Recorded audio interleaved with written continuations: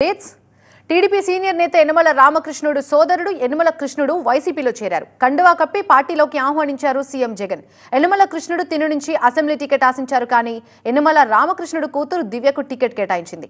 అయితే టీడీపీలో ఉంటే ఇక భవిష్యత్ ఉండదనే వైసీపీలో చేరానని తెలుపుతున్నారు యనమల కృష్ణుడు. యనమల రామకృష్ణుడు మమ్మల్ని ఎదగనివ్వలేదని, రాజకీయంగా మమ్మల్ని అణచివేశాడని ఆరోపిస్తున్నారు. దీనికి సంబంధించి మరింత సమాచారం మా ప్రతినిధి వసంత్ ఫేస్ టు ఫేస్ చూద్దాం. తెలుగుదేశం పార్టీకి భారీ షాక్ ఇచ్చారు ఆ పార్టీ నేత యనమల కృష్ణుడు. తెలుగుదేశం పార్టీకి సీనియర్ నేతగా ఉన్న ఆయన కొద్దిసేపటి క్రితం సీఎం జగన్మోహన్ రెడ్డి సమక్షంలో వైఎస్ఆర్ కాంగ్రెస్ పార్టీ ప్రస్తుతం ఆయన మనతో. సార్, ఏంటి ఎందుకు పార్టీని వీడాల్సి వచ్చింది? మీరు పార్టీలో చాలా సీనియర్ నేత, దాదాపు 40 ఏళ్ళుగా ఆ పార్టీలో ఉన్నారు. అనూహ్యంగా పార్టీని వీడి ఎందుకు వైసీపీలోకి వచ్చారు? కేవలం యనమల రామకృష్ణ గారు చేసినటువంటి మోసం వల్లే ఈరోజు పార్టీ మారవలసి వచ్చింది.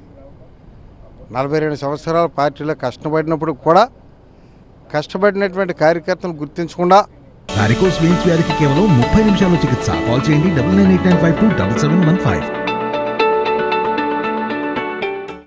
ఈ రోజున మోసపూరితమైన రాజకీయం ఆయన కొనసాగిస్తున్నాడు కాబట్టి తప్పనిసరిగా ఆ పార్టీ విడవలసి వచ్చింది. ఆ పార్టీలో ఉండే మాలాంటి వాళ్ళు కొనసాగే అవకాశం లేదు.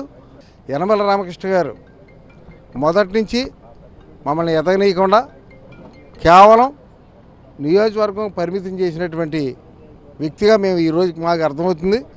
మరి ఈరోజు ఎన్నాళ్ళు కూడా ఎంత సేవ చేసినప్పుడు కూడా కనీసం జిల్లాలో కూడా ఒక పదవులు కూడా ఇవ్వకుండా మన రాజకీయంగా నొక్కిపెట్టడమే కాకుండా ఊరికే స్థానికులు ఉన్నటువంటి పదవులు ఇచ్చి పబ్బం గడిపినటువంటి వ్యక్తి ఎంత కష్టపడినా ఆయన ముందు ఎదిగే పరిస్థితి కనపడకే ఈ రోజున పార్టీ మారవలసి వచ్చింది. సార్, మీరు ఈ విషయాలు ఏమి చంద్రబాబు దగ్గర తీసుకెళ్ళలేదా? యారు చెప్పిన రోజు చంద్రబాబు ఏ రకంగా స్పందించారు? దాదాపు ఇంతకాలం పార్టీలో ఉండి మీరు పార్టీని పెట్టడం చిన్న విషయం కాదు కదా. మరి చంద్రబాబు నాయుడు గారికి చెప్పినప్పుడు కూడా ఆయనకు ఉన్నటువంటి ఇన్ఫ్లుయెన్స్ని ఉపయోగించి మరి నియోజకవర్గంలో ఉన్న ఎన్ని గ్రామాలు ఉంటో తెలియనటువంటి వాళ్ళు కూడా టికెట్లు ఇచ్చే పరిస్థితి ఉంది. ఈ రోజున ఎంత కష్టపడినప్పుడు కూడా ఈ 15 సంవత్సరాలు 24 గంటలు ప్రజల్లో ఉన్నప్పుడు కూడా చంద్రబాబు నాయుడు గారు కూడా యనమల రామకృష్ణ గారు మాటినే టికెట్ మార్చారని నా భావన. మీకు జగన్ గారు ఏమైనా హామీ ఇచ్చారా? అన్కండిషనల్గా పార్టీలో జాయిన్ అయ్యారా? మీ ముందున్న చాలా పెద్ద ఛాలెంజింగ్ టాస్క్ ఏంటంటే బీజేపీ జనసేన కూటమి తెలుగుదేశం కూటమి మొత్తం కూడా అక్కడి నుంచి పోటీ చేస్తున్నారు. ఆ జిల్లాలకు సంబంధించి ఛాలెంజింగ్గా తీసుకుని అక్కడ ఎలా ఉండిపోతుంది పార్టీకి సంబంధించి? తప్పనిసరిగా ఎన్ని కూటములు జరిగినా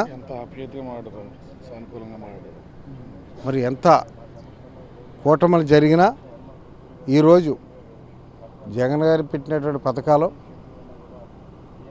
ఈరోజు మేనిఫెస్టో చూసినట్లయితే తప్పనిసరిగా మళ్ళీ ప్రజలు వైఎస్ఆర్ పార్టీని నెగ్గిస్తారని మేము భావిస్తున్నాం.